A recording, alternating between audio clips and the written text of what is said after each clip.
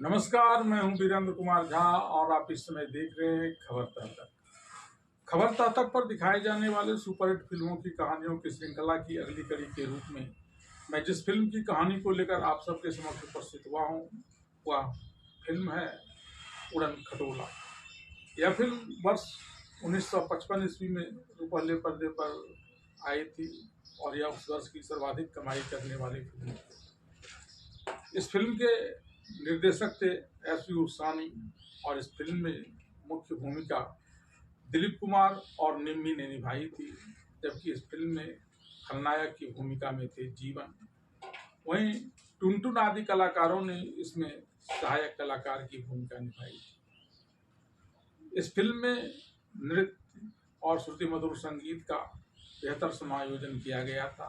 इस फिल्म के संगीतकार थे नौशाद और फिल्म के गानों को स्वरबद्ध किया था लता मंगेशकर और मोहम्मद रफ़ी। यूँ तो इस फिल्म में गाए गए सभी 11 गाने श्रुति मधुर थे और नृत्य भी चित्ताकर्षक थे, लेकिन उसमें से भी प्यार की राहों में चलना संभल के और ओ दूर के मुसाफिर मुझको भी साथ ले रे,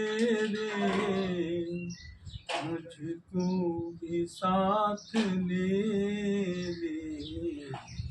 रह गए अकेले ने अपार प्रसिद्धि पाई थी।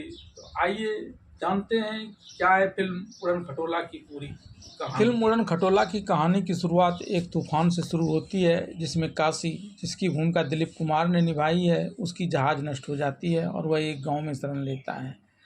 इस घर में सोनी, जिसकी भूमिका निम्मी ने निभाई है, का होता है। काशी यहाँ स्वप्न में एक उड़न खटोला पर बैठी लड़की को देखता है तो भय से चिल्लाने लगता है। उसकी चिल्लाहट सुनकर सोनी का पिता उसके पास आते हैं और उसे पीटने लगते हैं। इस पर जब काशी उससे इसका कारण पूछता है तब वो बताता है इसे यहाँ रखकर उसने बड़ी भारी गलती की, जिसे यहाँ आना चाहिए था वह अब नहीं आ पाएगा, उसने उसे खो दिया है। इस पर काशी कहता है कि आप मुझे बताएं, मैं आपको ढूंढकर उसे ला दूंगा, और इसके बाद वह उसे आगे की कहानी सुनाने लगता है। सोनी एक दिन अपनी सहेलियों के मस्ती कर रही होती है, तभी ऊपर से एक हवाई जहाज़ गुजरता है और वहाँ से थोड़ी दूर जाकर दुर्घटनाग्रस्त हो जाता है। इस हवाई जहाज़ का पायलट काशी रहता है, जो गिरकर बेहोश हो जाता है। सोनी उसे होश में लाकर अपना घर ले आती है। जब काशी उसके यहाँ होने को लेकर सवाल करता है तो वह कुछ बोलती नहीं, बल्कि इशारा करती है, कुछ नहीं इसे बचाया है। तभी सोनी का भाई हीरा वहाँ आ जाता है और काशी के पूछने पर बताता है कि यहाँ परदेशियों को रहने की अनुमति नहीं है और यहाँ की महिलाएं किसी परदेशी पुरुष से बात नहीं करती हैं।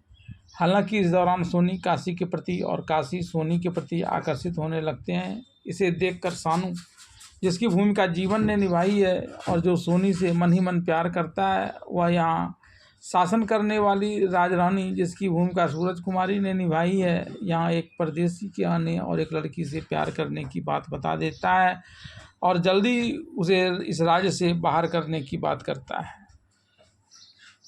सानू की बात सुनकर राजरानी सानू को काशी को राज दरबार में भेज देने के लिए कहती है। यहाँ काशी और सोनी एक दूसरे को प्यार करते रहते हैं। तभी सानू यहाँ आकर राजरानी का संदेश उसे दे जाता है।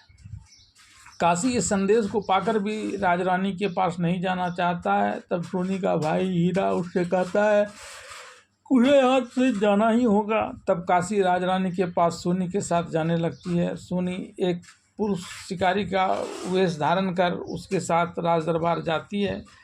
काशी जब राजरानी से मिलता है तो राजरानी अपना मुंह दूसरे तरफ किए हुए रहती है और एक छुरा फेंक कर एक पुतले पर वार करती है ताकि काशी दहशत में आ जाए।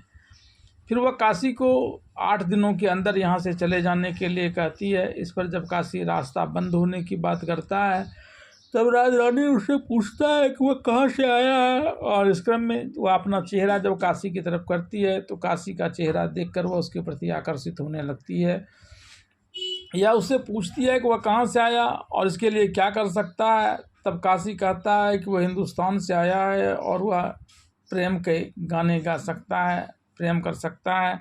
तब राजरानी उसे यहाँ रहने की इजाज़त दे देती है। सोनी और काशी को एक दूसरे के प्रति प्यार करते हुए देख सोनी का भाई हीरा काशी को जल्दी यहाँ से जाने के लिए कहता है। इस पर काशी कहता है कि राजरानी ने उसे यहाँ रहने की अनुमति दे दी है। तब हीरा उसे सोनी से दूर रहने की बात करता है। यह सुनकर सोनी कहती है कि यह उससे प्यार करती है और जल्दी ही दोनों शादी करने वाले हैं। तब उसका भाई हीरा कहता है कि बिना पिता से पूछे तुम ऐसा नहीं कर सकती, और वह ऐसा कहकर पिता से इस बारे में बात करने के लिए वहाँ से चला जाता है।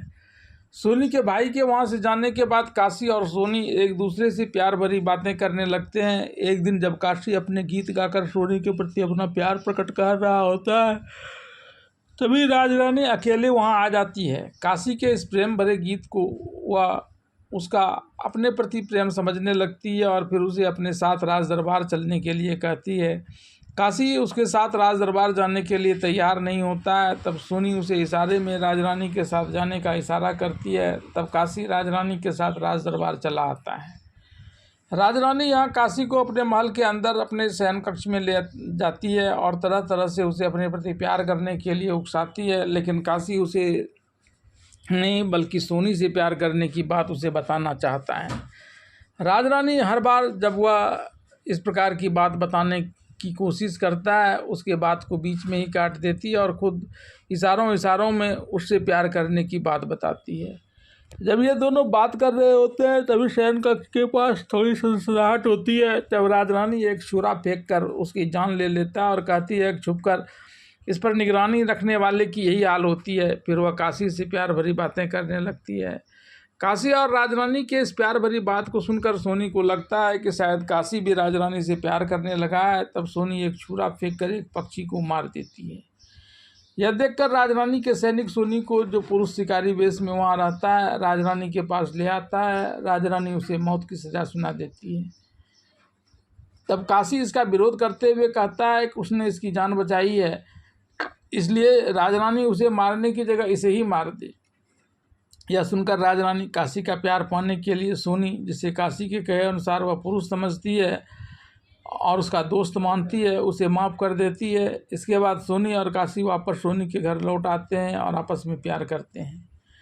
काशी जब कुछ दिनों तक राज दरबार में नहीं जाता है, तब राजरानी सानू से काशी को लेकर सवाल करती है। इस पर सानू कहता है कि वह तो गांव की एक लड़की से प्यार करता है। यह सुनकर राजरानी उसके द्वारा एक फरमान काशी के पास भेज देती है कि वह जल्दी से यहाँ से चला जाए। इस फरमान को सुनकर काशी राजरानी से मिलने राज दरबार आ जाता है और यहाँ आकर उससे पूछता है कि उसने जब इसे यहाँ रहने की अनुमति दी थी तब अपने आप के दिए आदेश को झुठलाने में क्यों लग गई है। इस पर राजरानी कहती है कि परदेसी गद्दार होते हैं, इसलिए उसे ज़्यादा दिनों तक यहाँ रहने नहीं दिया जा सकता। तब तक पुरुष वेश में सोनी भी वहाँ चली जाती है। राजरानी के पूछने पर वह अपना नाम शिबू बताती है और कहती है कि वह काशी को रोज़ लेकर यहाँ आएगा क्योंकि यह उसका दोस्त है। तब राजरानी काशी को वहाँ रहने की अनुमति दे देता है और काशी के साथ प्यार भरी बातें करने लगती है। इस बीच सोनी को ढूंढते हुए उसका भाई हीरा वहाँ चला आता है और कहता है कि उसे काशी से शादी करने से कोई नहीं रोक सकता क्योंकि उसके पिता ने इसकी अनुमति दे दी है। तब शिबू बना सोनी उससे कहती है कि यहाँ तो सब कुछ गड़बड़ हो गया है। राजरानी उससे प्यार करने लगी है। हालांकि काशी उसे नहीं चाहता है, लेकिन अगर काशी उसकी जगह इससे शादी करेगा तो राजरानी दोनों को मरवा देगी। इधर सोनी की तलाश में सानू सोनी के घर आता है तो यहाँ सोनी का भाई हीरा उसे आते देख लेता है। उसे सबक सिखाने के लिए वो अपने चेहरे को इस तरह से ढक लेता है कि सानू उसे सोनी समझ ले। हीरा को सोनी समझकर जब सानू उससे प्यार भरी बातें करना चाहता है तो प्यार में उसे पहले घोड़ा बनने के लिए हीरा कहता है, जो उस समय सोनी बना हुई है, उसकी सवारी करते हुए उस पर कई धौल जमा देता है। इसके बाद वो उसे मुर्गी खाना में रखे एक बांस की बड़ी टोकरी पर बिठा देता है, जिससे मुर्गी नीचे से चोंच मार मार कर उसकी जांघों को लहलुहान कर देता है। तब सोनी बना हीरा उससे कहता है कि मेरा भाई आ गया। तब सोनू यहाँ से निकल कर भागने लगता है। तभी उसे सामने से सोनी आती हुई दिखाई पड़ती है। सानू उससे ज़बरदस्ती करना चाहता है, लेकिन सोनी भागकर उसके ही घर में चली जाती है और उसकी बिछावन पर सो जाती है, जिससे सानू एक दूसरी लड़की जो उससे प्यार करती है उसके वहाँ होने की बात समझकर वहाँ से चला जाता है। तब तक वह लड़की वहाँ चली जाती है और सोनी को जो पुरुष वेश में वहाँ होती है उसे देखकर इस पर फिदा हो जाती है।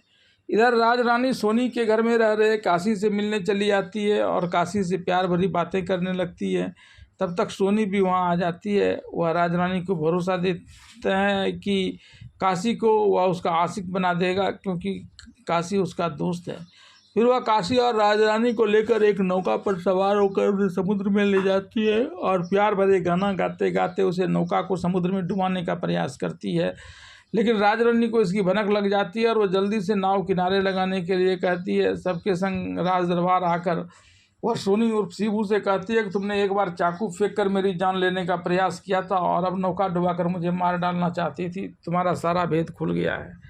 फिर वह अपनी दासियों को बुलाकर सोनू उर्फ शिबू का सर धड़ से अलग करने के लिए कहती है। यह सुनकर काशी उसे माफ़ कर देने के लिए कहता है। तब वह अपने दासियों को उसे छोड़ देने के लिए कहती है। अब राज रानी काशी से सोनी को कोड़ा मारने के लिए कहती है। पहले तो काशी इससे इनकार कर देता है, लेकिन उसके इनकार करते ही जब राज रानी दोबारा सहेलियों को सोनी का सिर धड़ से अलग करने के लिए कहती है, तब यह उसके शरीर पर कोड़ा मारने के लिए तैयार हो जाता है। काशी के कोड़ा मारने से सोनी बेहोश होकर गिर जाती है। तब राज रानी उसे उसी हालत में उसके घर पहुंचा देने के लिए कहती है। इसके बाद काशी भी सोनी के घर आ जाता है। यहाँ आकर काशी सोनी से माफ़ी मांगते हुए कहता है कि तुम्हारी जान बचाने के लिए ऐसा करना ज़रूरी था। तब सोनी काशी से लिपट जाती है। सोनू इसे देखकर जल भुन जाता है और राज रानी से इस बात की शिकायत करता है। काशी सोनी से रात में मिलने आने की बात कहकर राज दरबार चला आता है। काशी के यहाँ जाते ही सोनू सोनी को काशी की जगह खुद से शादी करने की बात करता है और काशी के अब राज दरबार से उसके पास लौट कर नहीं आने की बात करता है। इस पर सोनी कहती है कि वह ज़रूर आएगा। तब सोनू कहता है कि अगर वह नहीं आएगा तब तो वह इससे शादी करेगा। सोनी को अपने प्यार पर पूरा भरोसा है, इसलिए वह इस पर हाँ कह देती है। यह सुनकर सोनू वहाँ से चला जाता है और काशी किसी प्रकार से सोनी के पास नहीं आ पाए इसके लिए वह उसके चारों तरफ पहरा बिठा देता है। वह अपने पहरेदार से कहता है कि अगर काशी राज दरबार से भागने का प्रयास करे तो ये लोग उसे मार दें। निर्धारित तिथि को रात्रि में सोनी काशी से मिलने के स्थान पर आती है। काशी को वहां से भागने का मौका नहीं मिलता है। तब वह बेचैन होकर वहां से निकलने का रास्ता ढूंढने लगता है। इधर काशी के आने में बहुत विलम्ब होता देख सोनी आत्महत्या करने के उद्देश्य से एक नदी में कूद जाती है ताकि सोनू से उसकी शादी न हो सके। इधर काशी भी राज दरबार की खिड़की से इस नदी में छलांग लगा देता है। जब वह सोनी को डूबता हुआ यहाँ पाता है तो उसे निकालकर नदी के किनारे ले जाता है और फिर दोनों आपस में प्यार करने लगते हैं। सोनी और काशी को प्यार करता देख सोनू गांव वासियों को इसकी सूचना दे देता है कि यह परदेसी गांव की लड़कियों के इज्जत से खेल रहा है। सोनी और काशी को आलिंगनबद्ध देख गांव वाले दोनों पर पत्थर मार मार कर उसकी जान लेने पर उतारू हो जाते हैं। तभी सोनी का पिता जो उस राज्य का पुरोहित है वहाँ आ जाता है और लोगों से कहता है कि इस दोनों ने अपराध किया है तो इसकी जान जरूर ले लो, लेकिन इससे पत्थर वही मारो जिसे कोई पाप नहीं किया है। यह सुनकर ग्रामीण इसे पत्थर मारना छोड़ देते हैं क्योंकि ग्रामीणों में कोई भी ऐसा नहीं है जिसने कभी कोई पाप न किया हो। तब सोनी का पिता उस दोनों को कहता है कि इस दोनों को मेरे हवाले करो और दोनों को लेकर राज रानी के पास चला आता है और कहता है कि इस दोनों ने पाप किया है तो उसे ज़रूर सजा दो और नहीं तो इस दोनों को मेरे हवाले कर दो ताकि मैं इस दोनों की शादी कर सकूं। इस पर राज रानी कहती है कि इस दोनों ने पाप किया है या नहीं किया है इसका फैसला अग्नि परीक्षा से होगा। तब राज्य के देवता के समक्ष अग्नि प्रज्वलित की जाती है और ऊपर एक पतली रस्सी लगा दी जाती है। सोनी को उस पतली रस्सी के सहारे अग्नि के ऊपर से गुजरने के लिए कहा जाता है ताकि वह गिरकर नीचे जल रही अग्नि में जल जाए, लेकिन सोनी डगमगाते कदमों से भी उसे पतली रस्सी के सहारे इस अग्नि के ऊपर से अंत तक गुजर जाती है। ऐसे में जब राजरानी के पास कोई मौका नहीं बचता है कि वो सोनी और काशी को मार सके, तब वह हार मानकर उस दोनों को सोनी के पिता जो उस राज्य का पुरोहित है उसे सौंप देता है और वहाँ से चली जाती है। सोनू अब एक दूसरी चाल चलता है। वो अपने से प्यार करने वाली लड़की से कहता है कि वह चलकर राज रानी से यह कहे कि परदेसी ने उसकी इज्जत लूटी है। सोनू का प्यार पाने के लिए वह लड़की झूठ बोलने के लिए तैयार हो जाती है और ऐसा ही राज रानी से कहती है। इसके बाद सानू राजरानी के पास आकर यह कहता है कि के लिए वह सानू को काशी को सजा दे। तो राजरानी कहती है कि वह अब सोनी और काशी के प्यार के सामने हार मान चुकी है। इस पर सानू कहता है कि लेकिन इसने अभी हार नहीं मानी है।